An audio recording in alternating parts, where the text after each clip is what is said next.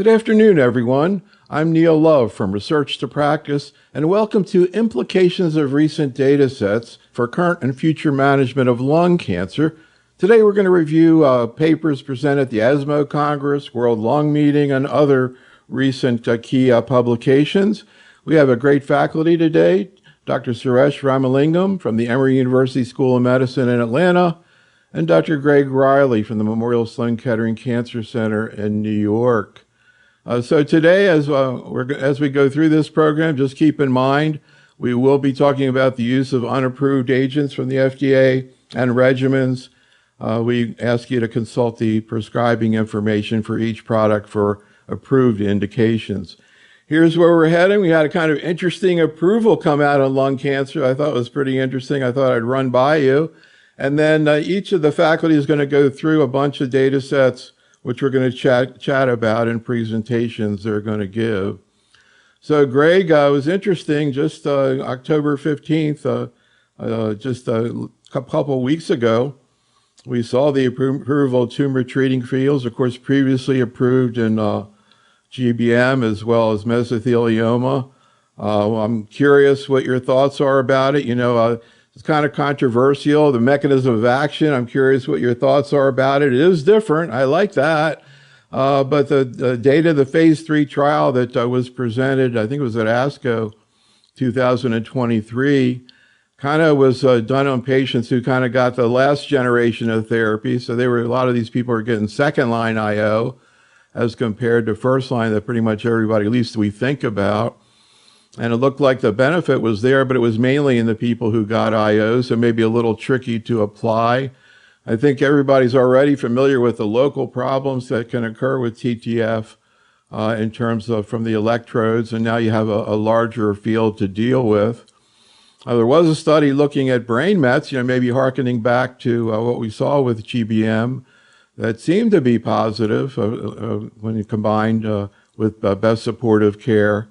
And right now there's a frontline trial. I think this is really what everybody wants to see, looking at combining it with IO and chemotherapy. So Greg, it's always interesting to ask people what they think about whether it works or how it works and whether or not it's ready for prime time now or ever. Sometimes you hear a little skepticism, but I like the fact that at least it's different. But anyhow, any thoughts, Greg? Yeah, no, I'm with you on the different mechanism of action, because I think the different mechanisms of action brings to us the possibility of combining with stuff that we understand. And I think we have to understand this one a bit more. Clearly, the data are provocative. It's not every day that we see an overall survival improvement from a randomized clinical trial.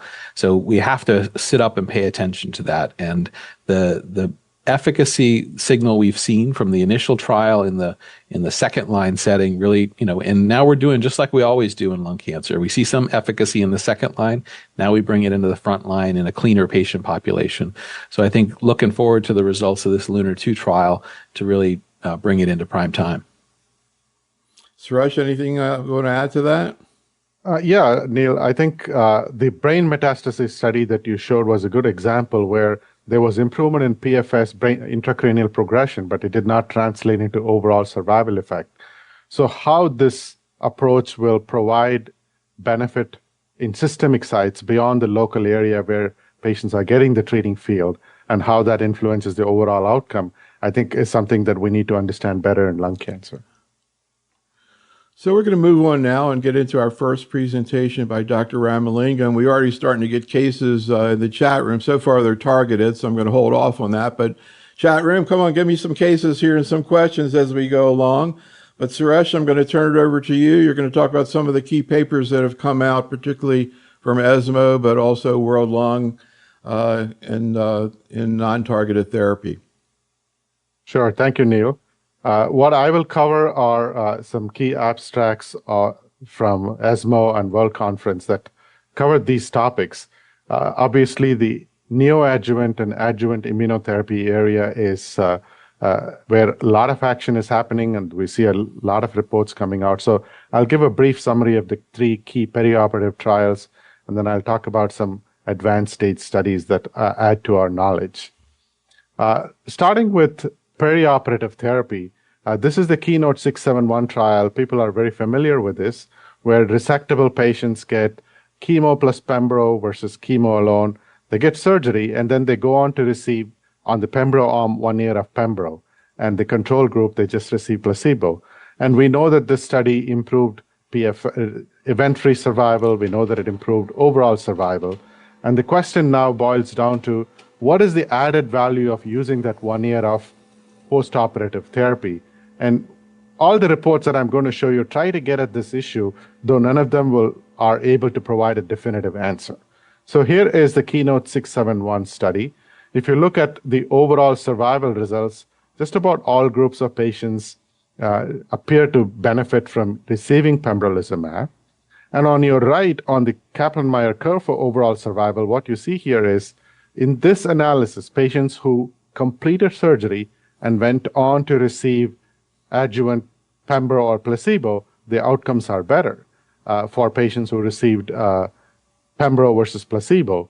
But the flaw or the fallacy of this analysis is shown by the fact that even in the placebo group, patients who go on to receive placebo in the adjuvant setting do better than patients who don't receive any adjuvant therapy. So whether this benefit you're seeing is more a spillover from previous therapy that they received before surgery, or whether it's selection bias because only the patients who go through and do well go on to receive adjuvant, is the big question here. And you will also see another interesting report that was reported, where they looked at amount of residual tumor after the patients had received chemo plus pembro, and that's what is called RVT, or residual viable tumor. And if you look at the percentage of viability, the lower the percentage of viable cells, the better the outcome is.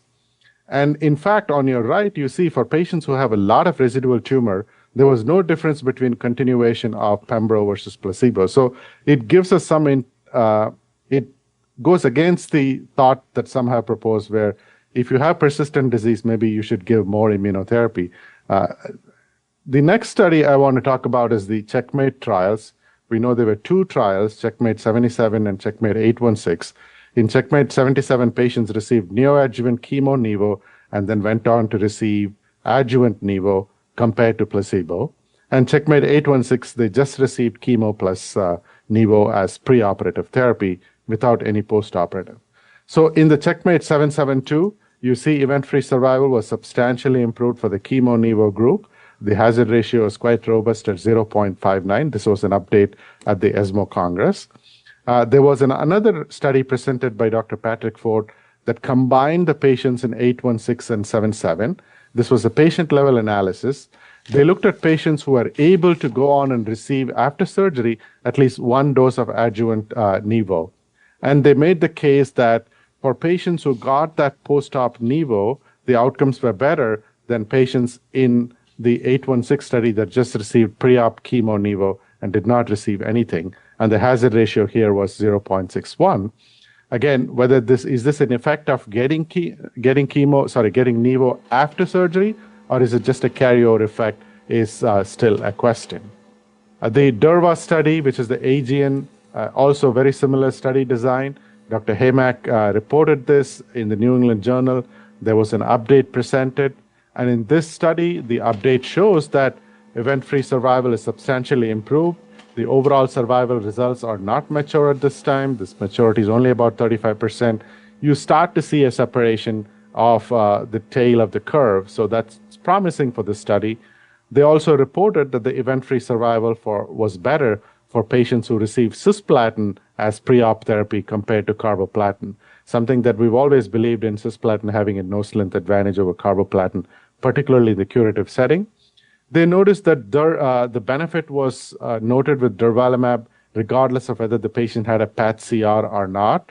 And they also showed that patients who went on to receive the adjuvant durva did a little better. So all of these reports say that there may be something to the continuation of immunotherapy after they had gone through surgery, but there is no definitive trial in the space, and we will have to make these decisions on a case-by-case basis. So some bunch of questions coming into the chat room. First from Hassan, what do we know about the impact of perioperative IOs in the PD-1 negative patients, Greg? The PD-L1 negative patients, PD-L1 positive, PD-L1 negative, it's not something that has critically factored in. Clearly, when you look at subset analyses, PD-L1 positive patients do better, and so we select for those patients a little bit. But we also know that at PD-L1 negative patients, as long as they're EGFR and ALK wild type, those patients should receive neoadjuvant chemo-IO. Suresh, another question. This is from Mayor. When, if ever, do you recommend postoperative radiation therapy in patients with residual disease? Unless they have margin-positive disease these days, Neil, we don't routinely do postoperative radiation therapy. The question of whether if patients have extensive N2 disease, should you radiate, was addressed in a clinical trial, the lung art study that failed to show benefit. So at this point, the role of post-op radiation is limited. So a little outside what we're talking about, but I can't resist asking Greg another question from Hassan about a 45-year-old man who has stage 3 adenocarcinoma, but a single brain met. These cases are always challenging. There's a sort of like they're stage 3 except, or they're stage 4, but there's only 3A disease. So, I think these are tough. I generally will approach them as stage 4 for my initial approach. And so, when a patient presents with stage 4 non-small cell lung cancer with a brain met, I'll typically treat the brain met unless they have EGFR or ALK. And then I would treat the rest of the body with systemic therapy. But since they have such modest burden of disease, this is a patient I might explore consolidative radiotherapy down the road. Now, there is a case to be made for surgery if a patient doesn't have N2 disease, but if they have N2 disease, I'd really steer clear of surgery in these cases. Suresh, any thoughts about that question? I agree with Greg. I think in the presence of mediastinal nodes, doing what you would do for molecular testing and so forth to understand what is the right therapy for this patient, and starting with systemic therapy would be my choice as well. So I think one of the most interesting questions we talk about on Saturday in Orlando, I'd like to throw out to both of you again. Seems like a pretty simple question, but maybe the answer is not so simple. Greg, when do you use neoadjuvant chemo-IO? When do you let the patient go to surgery? Pretty much whenever I meet a patient who could get neoadjuvant chemo-IO, I do it.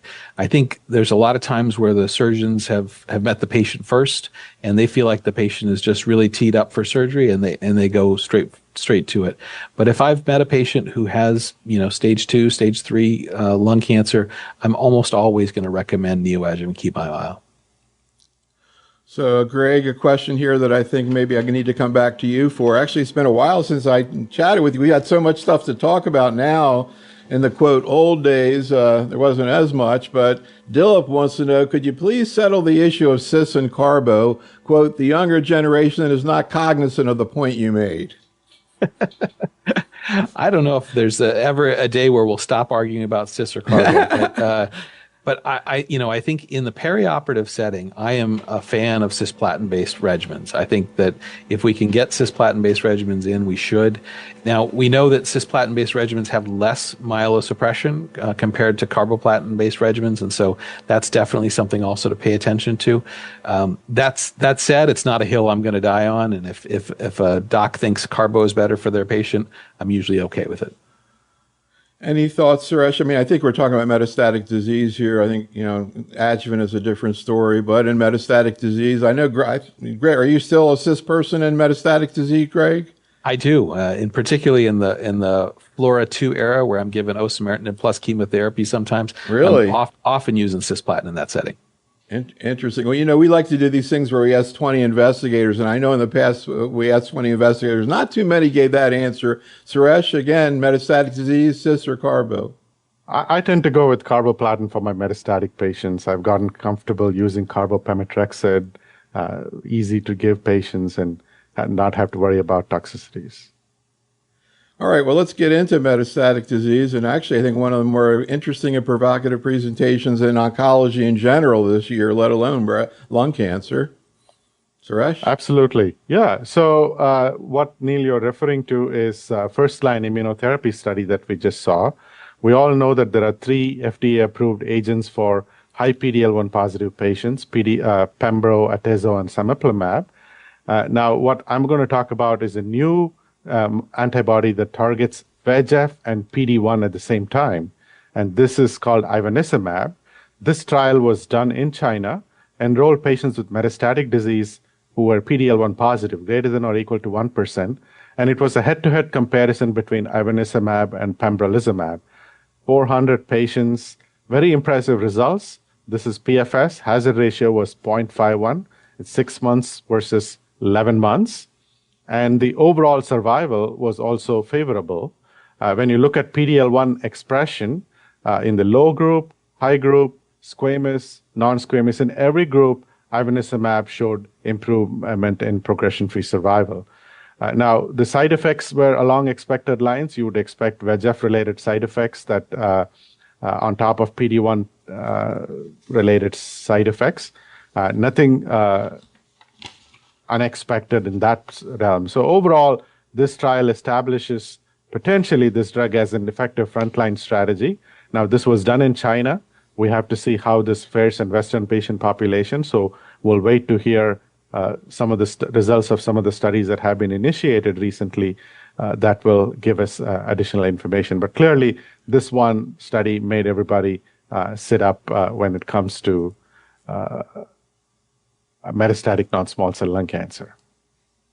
This is the PIONEER study looking at a number of interesting options, combination approaches with immunotherapy, monalizumab, oleclumab, ceralasertib, are all agents that target various pathways related to the immune system or otherwise. Savolitinib targets MET.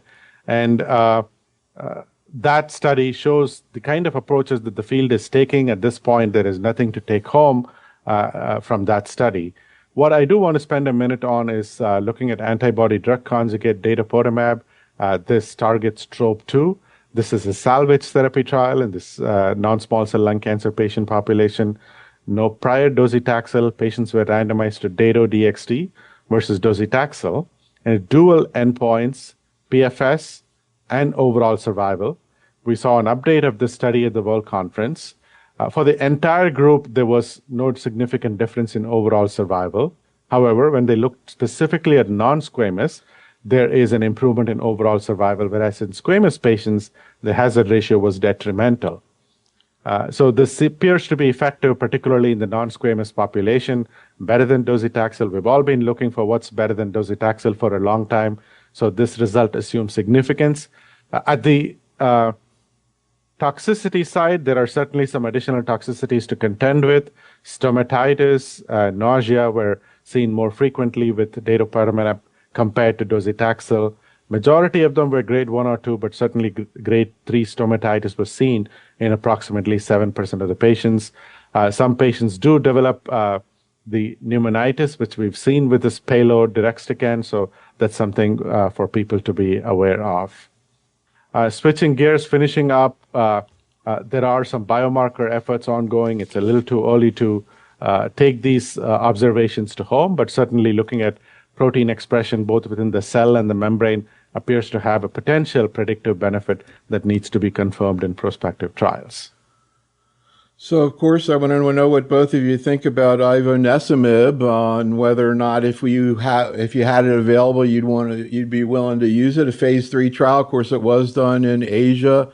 And also, I guess, Greg, we don't really know whether or not we would have seen the same thing with IO plus Bev.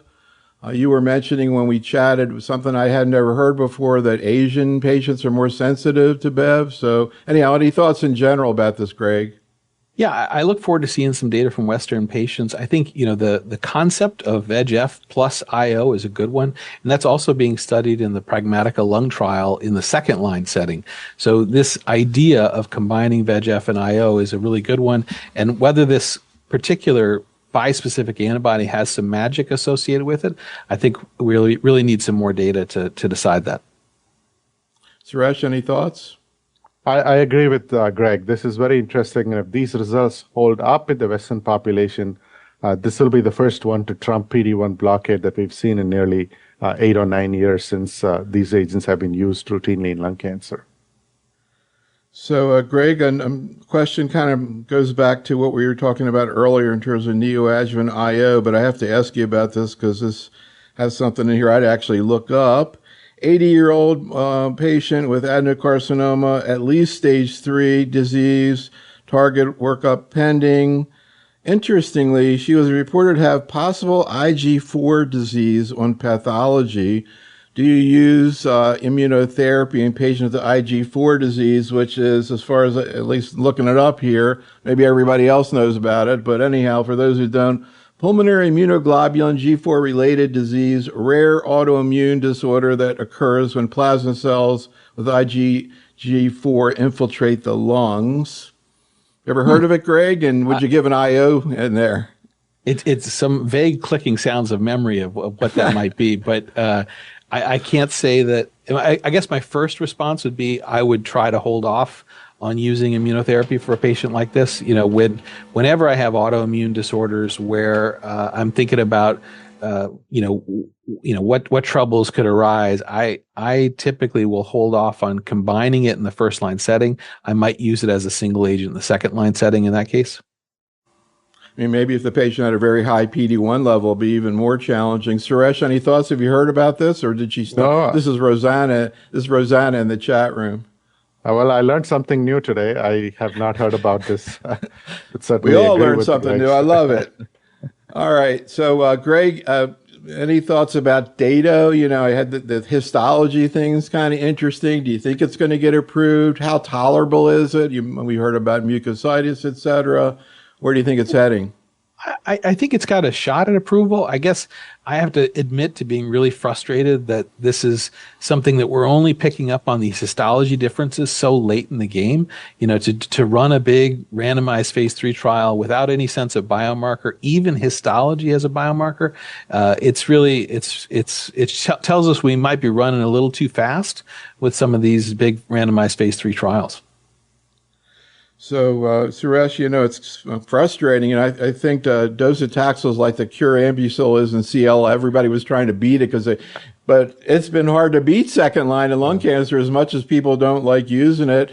Any thoughts about Dato? If it were available, would you use it in non-squamous patients?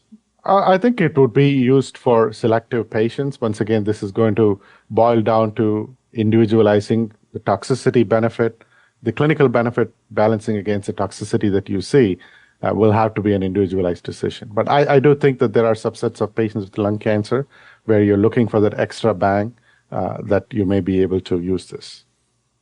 And Sohail in the chat room reminds me, we're talking about docetaxel and ramucirumab, or potentially with ramucirumab. So, Greg, we have like our research to practice pool on how long it'll take before somebody in a webinar was going to bring up cell-free DNA, but Hassan just brought it up. You're talking both in the localized and metastatic setting. We see it being used all over oncology. Is it here in lung cancer or going to be here? I think there's a lot of data around use of cfDNA, but I have to admit the only place where I really know to use it is up front in that patient where, you don't have enough material or you're not sure you're going to get the results quickly enough from the initial evaluation. We sometimes use it in the setting of resistance to targeted therapies, looking for MET amplification and that sort of thing. So there's a potential role for it there. I think the most exciting place for it is in the minimal residual disease setting, but we don't have as much data to guide us about how we respond to it, and that's a frustrating thing. But I definitely think there's going to be some hot stuff there. We're not there yet. Greg, what do you think about the TROP2 assay? Suresh, commented on that, but when I saw it, I was kind of excited because a lot of these ADCs, not just in lung but breast, they go, everybody has TROP2, and theoretically you're looking for a target. A lot of these ADCs, you have a target, and yet you give it to everybody. Any sense whether this new membrane targeted assay is going to give us more clarity, Greg?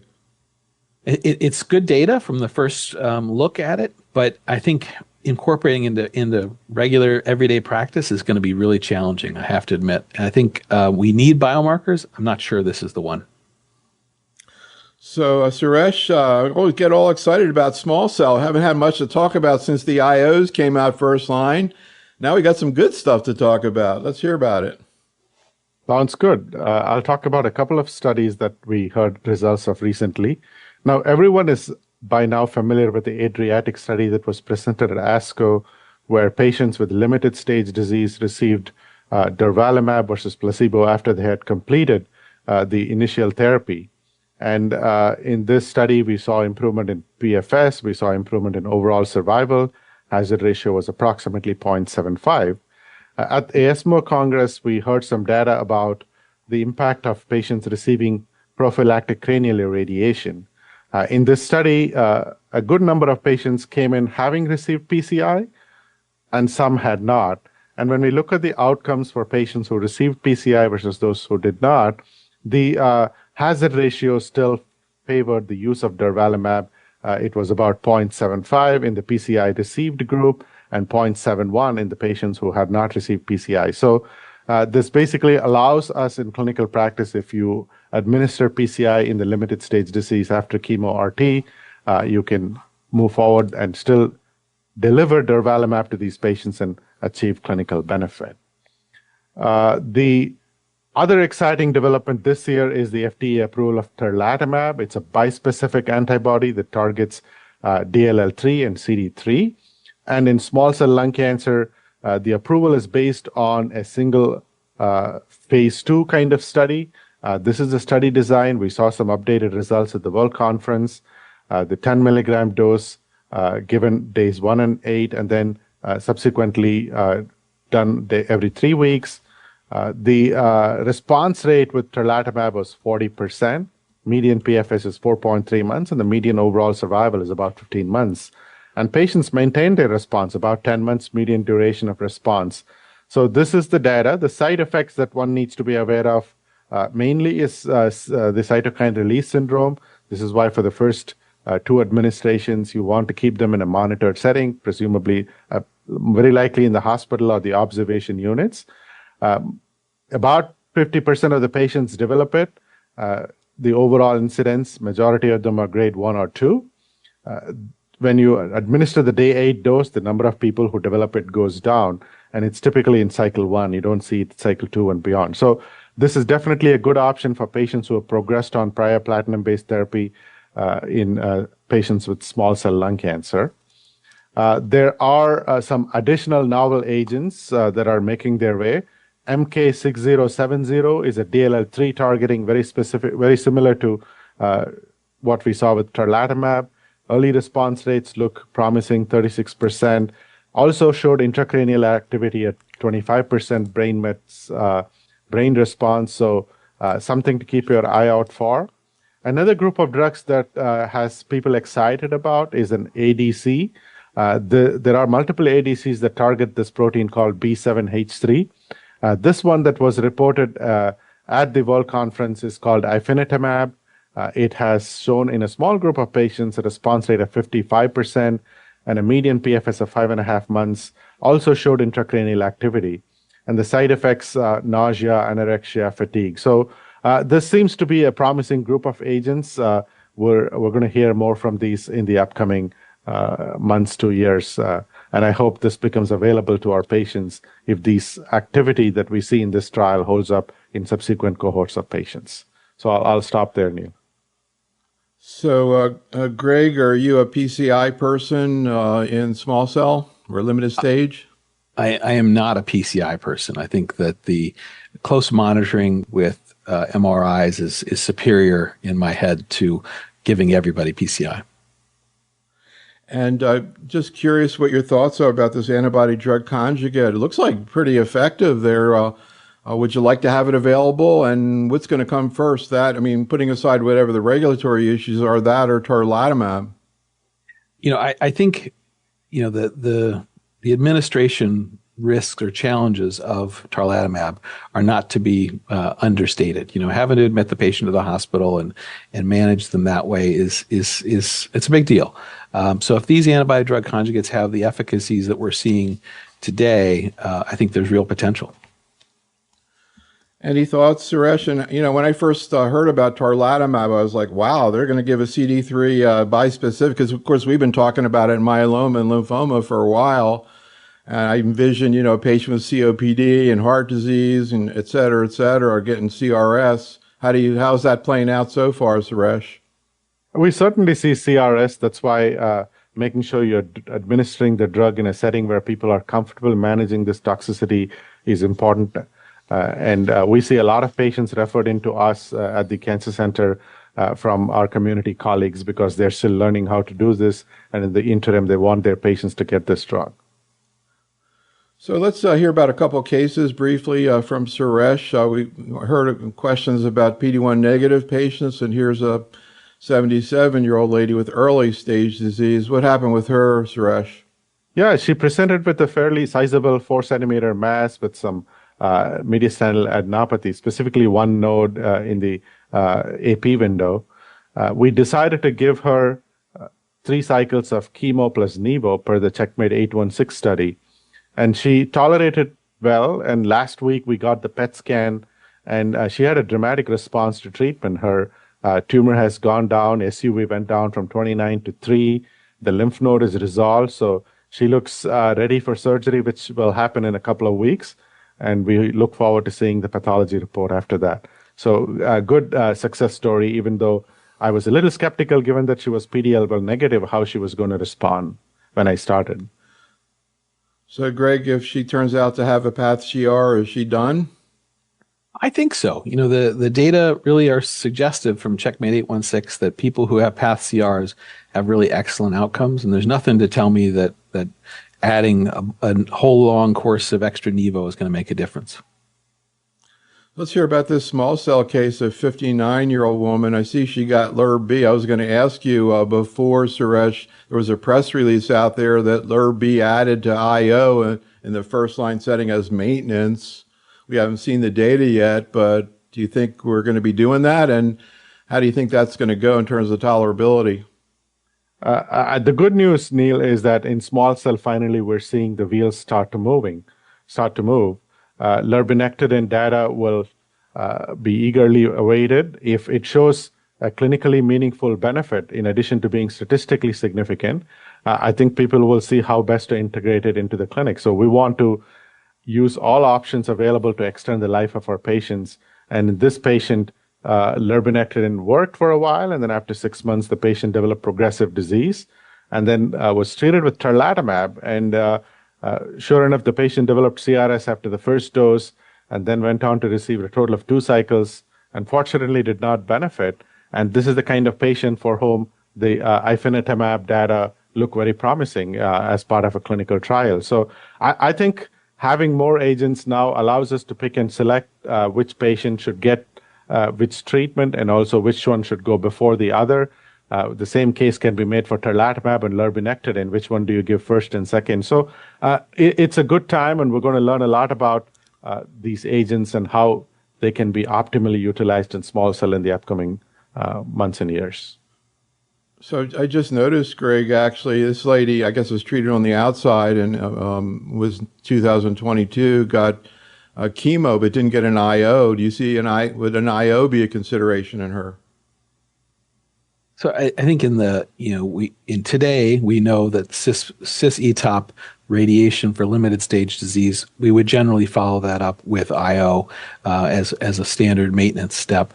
Now, single agent IO hasn't shown us the efficacy we like in small cell. So I think I wouldn't make that a sort of standard part of the treatment here.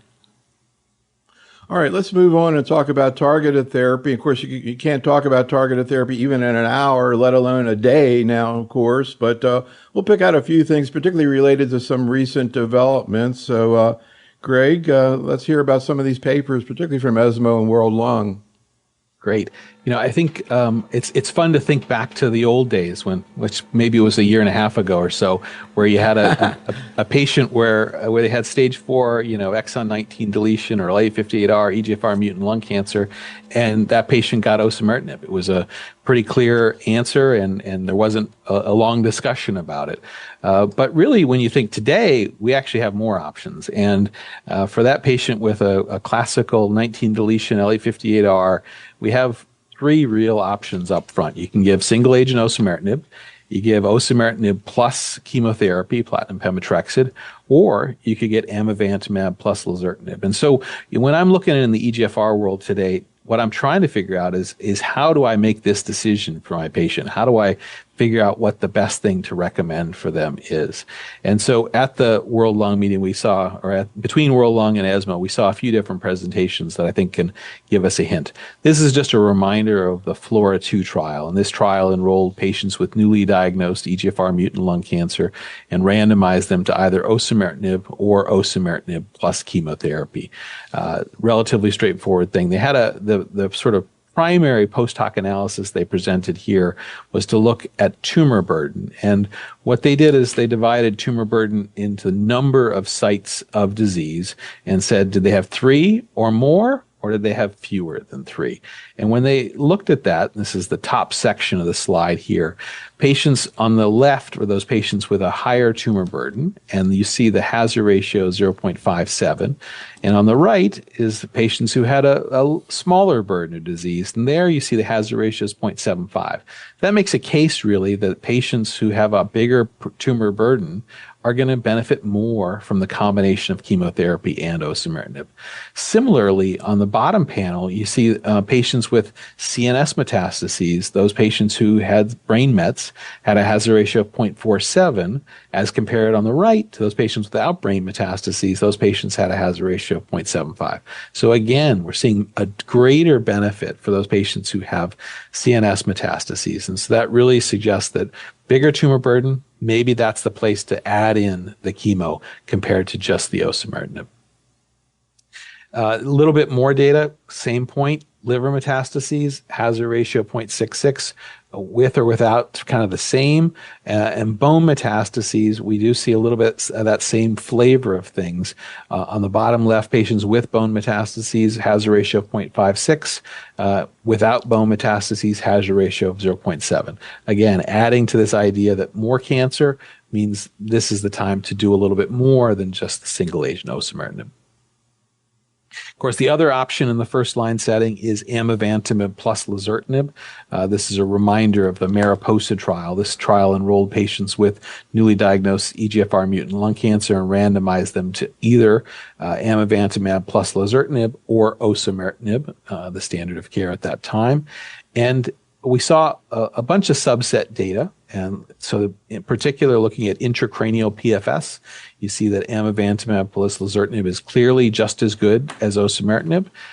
Time to treatment discontinuation, there's a bit of superiority for amivantamab plus lazertinib with a hazard ratio of 0.8 and a small p-value. Bottom left is the curve that I kind of like to think of as magical thinking, the PFS2 curve, because this is what's the PFS for the next line of therapy? So not the line of therapy dictated by the trial, but the next line.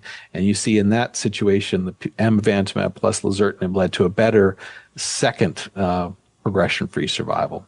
And then finally, in the bottom right is overall survival analysis. Now, this isn't a mature overall survival analysis. This was dictated by, I think, a regulatory authority. What you see here is that there's really a hint that there's an overall survival benefit. You see a hazard ratio of 0.77. The p-value is 0.019. Now, for various statistical reasons, that's not a significant p-value. It had to be less than 0.0001 to be called significant. But those curves look pretty good, suggesting that there might be an overall survival advantage for amivantamab plus lazertinib compared to single-agent osimertinib. So now we move from the upfront section to what do we do when patients progress on osimertinib? Because that is, in our clinic today, one of the common scenarios. And so option one really is this trial. This trial looked at amivantamab plus chemotherapy compared to chemotherapy after osimertinib. And you see improvement in overall survival on the top right for amivantamab plus chemo versus chemo alone. Now, this is, again, sort of a funny ad hoc analysis of overall survival. And so the P of 0.039 is not a significant p-value. It had to be a p-value of less than 0.0142, but nonetheless, again, a suggestive finding that we're going to see a benefit in overall survival at the end of the day. And then the time to treatment discontinuation was clearly superior for amivantamab plus chemo versus chemotherapy alone. Another option that people are hearing a little bit about in the post-osimertinib space is patritumab deruxtecan. This is an antibody drug conjugate that binds to HER3. We've seen data for this in multiple second-line studies or third-line studies where patients received this drug in an unrandomized fashion, like this data that was recently published and presented. And this is a large group of patients who were second, third line treatment with patritumab deruxtecan. If you look specifically at patients who've had chemo and osimertinib, the response rate here is 28%, suggesting that this drug has potential value. We have been waiting for further data, and we know that we got a press release last month for the HERTHENA Lung 02 trial. This schema has a bit of a mistake in it. So this trial looked at patients who had EGFR mutant disease who progressed after prior osimertinib and randomized those patients to either chemo or patritumab. So it's an either or rather than a combination. And what we see here is that the press release says that this is a positive PFS trial, and so we'll look forward to seeing those data coming up. And then I'd like to end the EGFR section with osimertinib in locally advanced lung cancer. We saw this data presented at ASCO and subsequently published, showing that after chemo-RT for stage 3 EGFR mutant lung cancer, osimertinib was superior to placebo. And on the bottom left, you see the PFS curve. And on the bottom right, you see the CNS progression-free survival. So again, as we expect with osimertinib, it really shows improvements in CNS progression-free survival. Now, when we all saw this data, one of the first thoughts was, gee whiz, that placebo arm drops off real fast. Are these patients really stage 3, or did they have stage 4 disease? And at the meetings recently, we saw data about PET scan utilization. And so if the group of patients had a PET scan, did they still have that big drop off? Turns out they did.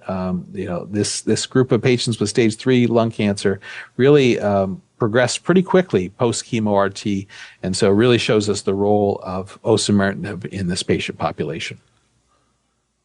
Now, moving to the EGFR exon 20 insertion, that's that 1% of patients who have EGFR exon 20 insertions.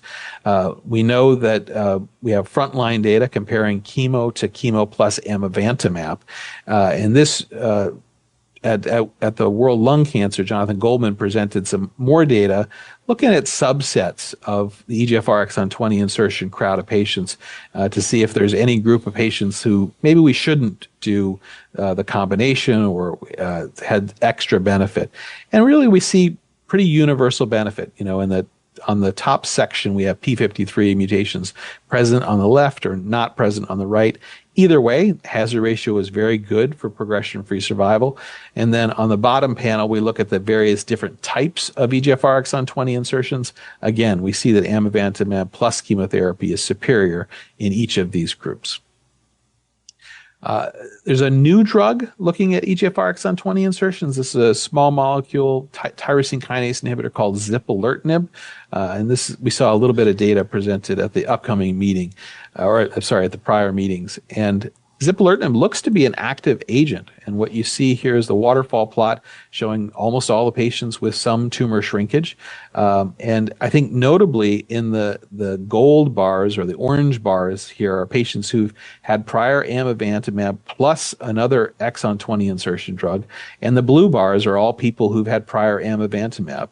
And in that patient population, you see a very good response rate, 40% overall, including a 50% response rate in people who've had amivantamab alone, as well as 25% in people who've had amivantamab and a prior EGFR TKI.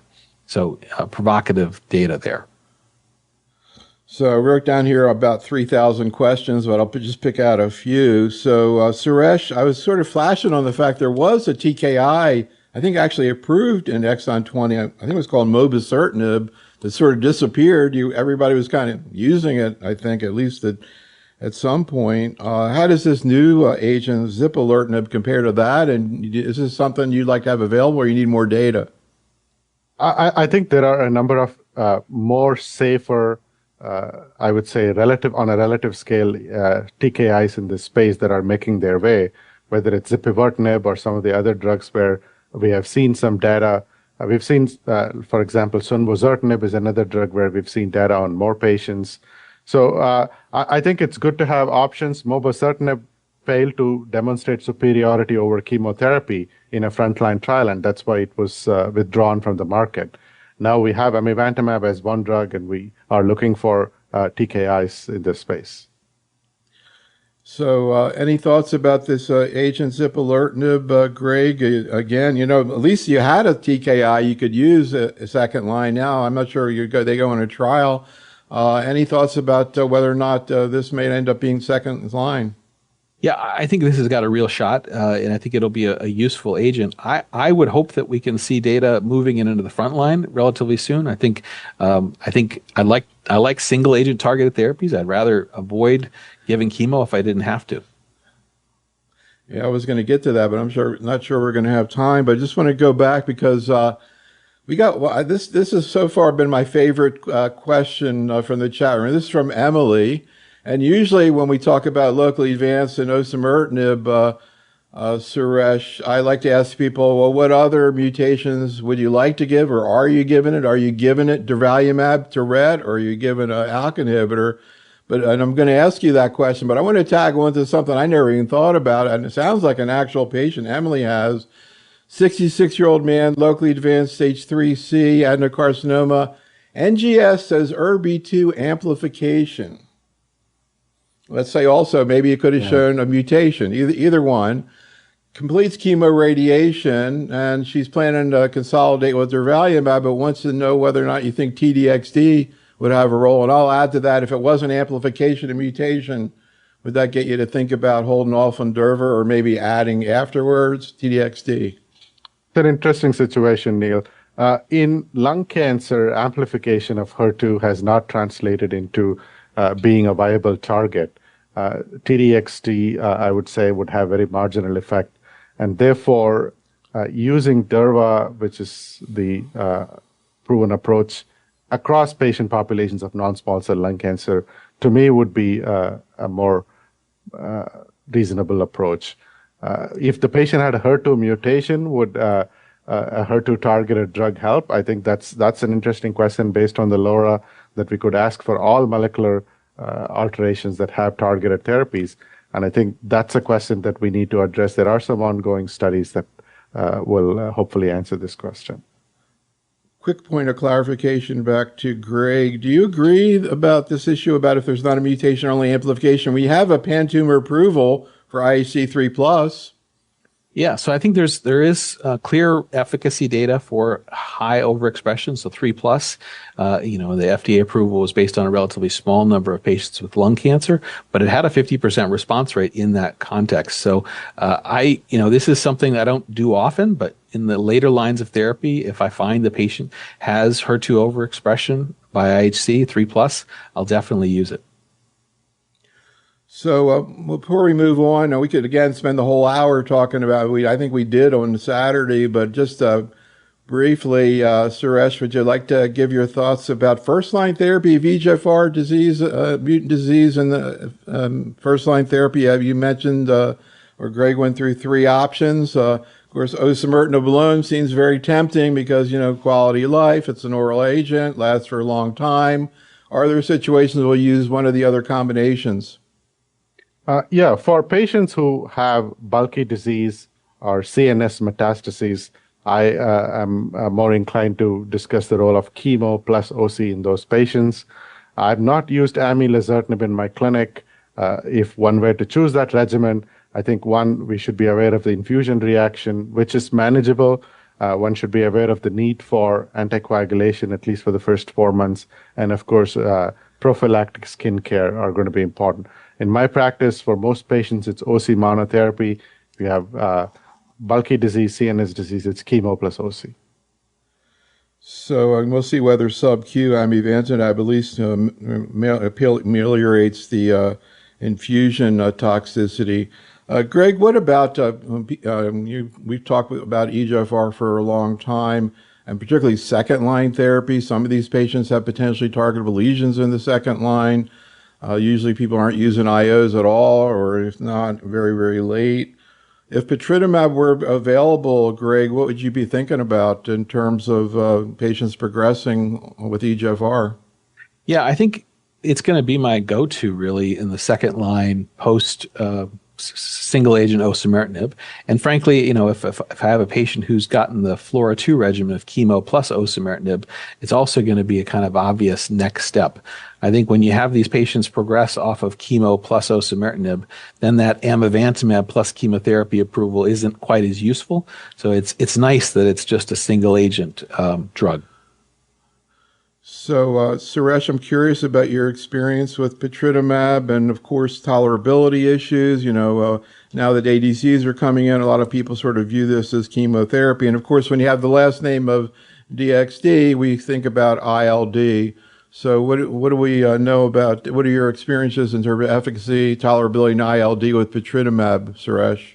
I've been lucky with the drug. We've been part of the clinical trial from the early days, and I have a number of patients who went on to get, 10, 12 months of clinical benefit with patritumab.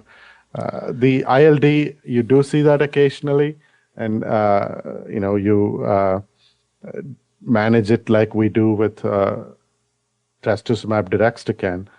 Nausea, vomiting, and fatigue can be seen with patritumab. Those can all be managed. So I'm optimistic that this will be a valuable addition to the treatment of EGFR mutated lung cancer patients.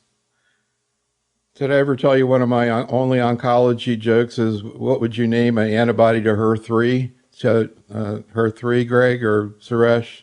Trastuzumab. Hey, that's all I got. That's all I got. All right, let's talk a little bit about ALK. Everybody was blown away, I think, by the CROWN data with lorlatinib. I'm really curious about NVL 655, and particularly how it might compare to lorlatinib, and particularly whether or not it's going to have the tolerability issues of lorlatinib. Greg, what do we know about this agent? Yeah, so this is a hot drug, but still in the letters and numbers phase. So it's NVL 655.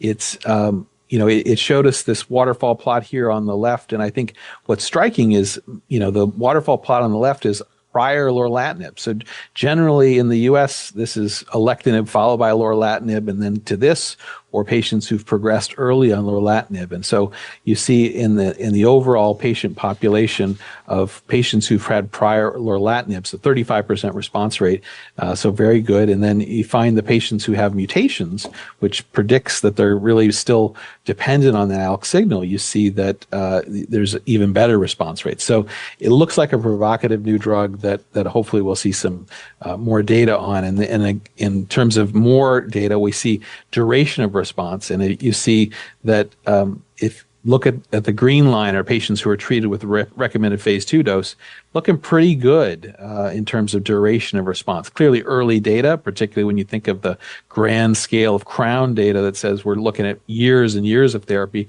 This is early data, but it looks like it has some potential legs. And I'll move next. Maybe just before you go on, I'm just kind of curious. So what do we know about tolerability? We have a couple questions in the chat room about how do you manage side effects, the CNS side effects. And docs in practice now know about the CROWN data as well. Suresh, what do we know in terms of tolerability here? Does it have these sort of lorlatinib personality, et cetera, changes? It seems to be well-tolerated drug, Neil. I have not personally used it, have followed the data closely. One of my patients goes to MGH to get treated, and I hear from her on a regular basis, and the tolerability seems pretty good. So it may not have all the other issues that lorlatinib has, at least based on early experience. Greg, have you ever used it? Any information about, interesting that they respond after having prior lorlatinib too. That's really amazing. Any thoughts about this? Yeah, I do think it's going to be a good drug in terms of tolerability. Clearly, lorlatinib has been treated with a lot more patients, a lot more patients have been treated, so we've had a better chance to see this. But I think in terms of TRK toxicity, the TRK inhibition, that's one of the ways that we're seeing this toxicity develop, and there's less TRK inhibition in the NVL drug. That's great. So ROS1. Yeah, so ROS1, we've had for a while both crizotinib and entrectinib as our first line approaches. Recently, we learned we had added in repotrectinib both as a first line drug and then as a second line drug. And lorlatinib has kind of played a role in here a little bit, though it hasn't been a clear role. What we know about repotrectinib on the left is it has real efficacy in various mutated versions of ROS1, so suggestive of value in the second line setting. And on the right, you see at the top panel, patients who've had no prior ROS1 TKI, they had good efficacy with repotrectinib. And even in the second line on the bottom, patients who've had prior crizotinib, prior entrectinib, repotrectinib can have a relatively clear role. So in that context now, we have another ROS1 drug, and this is zidesamtinib that we saw data for at ESMO. And again, we're seeing a group of patients who've had lots of prior drugs. And I think on the left is the purple group. They have had prior repotrectinib. So in that group of patients with prior repotrectinib, we're still seeing responses. And I think that's a pretty impressive thing. And if you look over at the repotrectinib naive group who've still had a couple prior ROS1 TKIs, a lot of efficacy there, 44% for patients who've had prior lorlatinib.